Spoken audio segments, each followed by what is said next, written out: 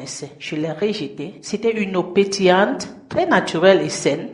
Mais malheureusement, ce que je n'avais jamais connu avant, pour moi, c'était des médicaments. Et pourtant que c'était bien de l'eau potable. Bien que ce fût de l'eau ce jour-là, la réalité était que j'avais bu certains médicaments qui ne m'étaient pas appropriés. Donc cette réalité que j'ai conçue ce jour, ce que je voyais comme réalité, c'est que je me suis embourbée dans une merde. J'ai pris des médicaments qui étaient appropriés pour une autre personne. J'ai bu, donc c'était ma fin comme ça. Et la pensée négative que j'ai créée dans ma tête ce jour-là m'a fait être malade et être 3 jours sur un lit, sans manger, sans boire, sans rien avoir. Je me suis affaiblie. Vous vous rendez compte? Par simple pensée. Une simple pensée. C'est que c'est pas quelque chose qui était vrai, qu'on pouvait prouver comme réalité, mais je l'ai fixé comme réalité dans ma tête. Je l'ai perçu comme une réalité. Je l'ai conçu comme une réalité et je suis tombée malade derrière cette pensée pendant 3 jours durant. Ça, c'est pour vous dire que le monde est pour nous ce que nous voulons qu'il en soit. Comme nous prenons les choses comme elles se présentent. Si et seulement si j'avais déjà été conseillé, bien je m'attendais à voir une autre eau que ce que je connaissais avant. Ça devrait pas être si dramatique, mais je n'ai jamais connu cette eau et je l'ai bu. Je m'attendais pas à voir une eau avec un autre goût dans la bouche et je l'ai rejetée et cela est resté jusqu'au moment où j'ai compris que mais c'était de l'eau et ce qui va vous étonner, aujourd'hui, c'est mon eau préférée. Vous voyez alors que le monde, si on veut le rendre bleu, il sera bleu. Et si on veut le rendre noir, il sera noir. Si on veut vraiment le rendre blanc, il sera effectivement blanc. Le monde est pour nous ce que nous voulons qu'il soit. Prenons un exemple de la banalité des fêtes. Je me pose régulièrement la question de savoir s'il existe quelque chose de banal dans la vie. Qu'est-ce qui est banal? En réalité, rien n'est banal. C'est le regard qu'on porte sur quelque chose ou sur quelqu'un qui est banal. C'est la manière dont la chose est traitée qui est banale. C'est la position qu'on obtient dans la société qui fait à ce qu'on soit banal. Rien n'est banal, rien n'a moins d'importance. Mais pour pouvoir comprendre les choses telles qu'elles sont, il faut sortir du monde visible qui est le monde matériel et entrer dans le monde invisible beaucoup plus large. Dans ce monde qu'on trouve les vérités cachées et la vraie vie. Je citerai quelques exemples de l'appréhension des humains vis-à-vis de la nature de certaines choses dans la société et commenterai quelques-uns. Il nous a toujours été dit que les femmes n'avaient pas d'âme. Il a été dit que les animaux n'avaient pas d'âme. Il a été dit que l'homme provenait du chimpanzé. Il a été dit que la femme n'avait pas le droit d'instruction. Il a été dit que la terre était plate. Il a été dit que l'équation de la gravité dans l'univers de Einstein fut vraie. Ainsi de suite, ainsi de suite, ainsi de suite. Il y a plein de choses qui ont été dites, qui bien après ont été désapprouvées. Quand on regarde la pensée humaine avec ses erreurs, il y a plein de choses, plein de dires, plein de visions, plein d'expériences qui nous ont été dites. Quelques années plus tard, c'était autre chose. Voilà quelques exposés scientifiques qui ont été prises comme des réalités et ont été enseignées dans les écoles pendant des années, qui n'étaient que des probabilités non examinées. L'homme avec la science détermine une terre plate dans les années 2500 avant Jésus-Christ. 2000 ans environ plus tard, cet exposé a été mis en question. Entre 560 et 480 avant Jésus-Christ, Pythagore, il apporte que la terre était plutôt sphérique, qui dit ronde. Ces deux exposés ont existé sans une certitude des faits sur la forme réelle. D'autres disaient elle est plate et d'autres ronde. Mais en 457 après Jésus-Christ, Théodorète de Cyrè soutient l'idée que la terre était plate. Mais alors, la forme ronde de la terre étant beaucoup plus acceptée jusqu'ici dans les milieux intellectuels, et par rapport aux résultats des valeurs de dimension du rayon de la terre sur la base que la terre est ronde, en 1668, voire 1670, l'abbé Picard détermine la forme de la Terre, comme quoi la Terre est sphérique, dont la Terre est ronde. Ceci nous est jusqu'ici enseigné ainsi. Je me demande jusqu'à quand. Sûrement jusqu'à l'apparition d'une nouvelle expérience convaincante, désapprouvant celle de Picard.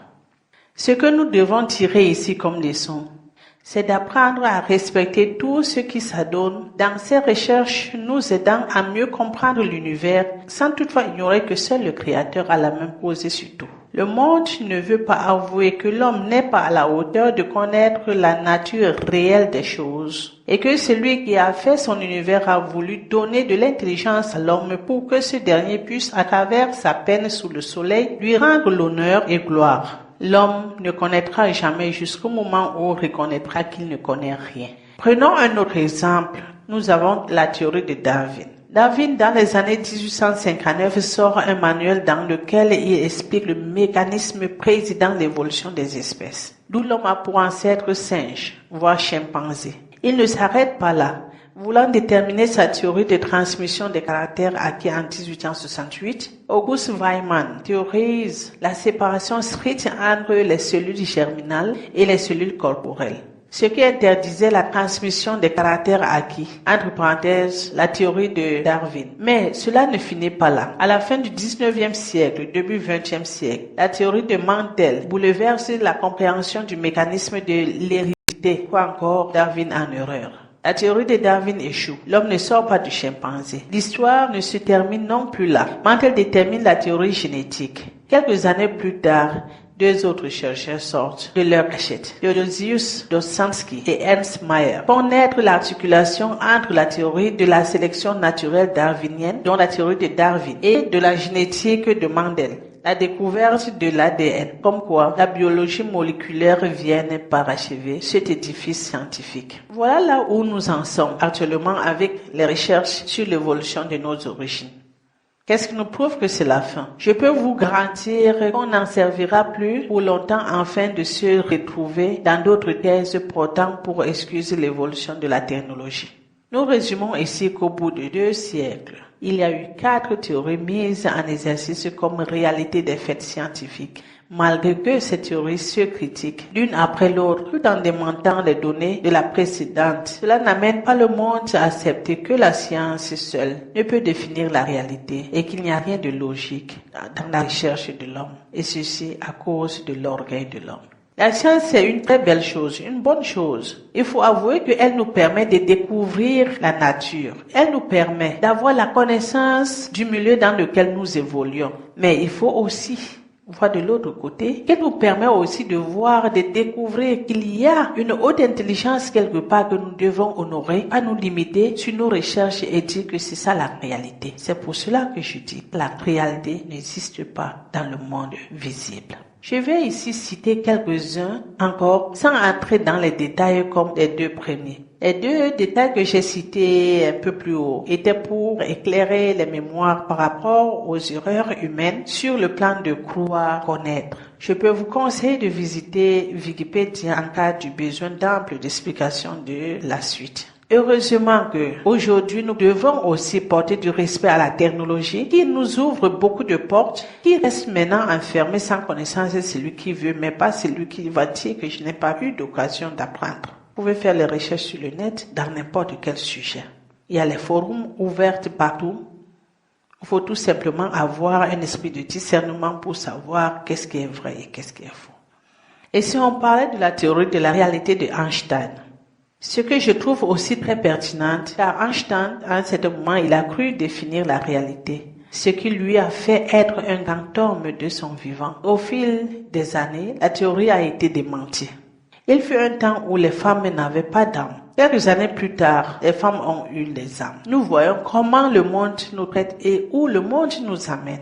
Comme il se dit aussi aujourd'hui pour les animaux. Ah, les animaux, c'est comme ça. Les animaux n'ont pas d'âme. Et pourtant, bien sûr que les animaux ont des âmes. Ça ne fait pas encore un siècle où les femmes n'avaient aucun droit d'instruction. Aujourd'hui, on le vit encore dans certains de nos pays où la femme n'a pas le droit d'instruction. C'est un être inférieur. Tant de choses que quand on commence à réfléchir, ça rend fou. Le monde visible fait de la vie tout ce qu'il veut. Mais la réalité se trouve très loin de la vie, je vous assure. Un conseil, confie-toi à l'Éternel, lui seul, il te délivrera. Cet enseignement a été tiré dans le livre La différence, la pleine volonté de Dieu. Ce livre est en voie d'être édité.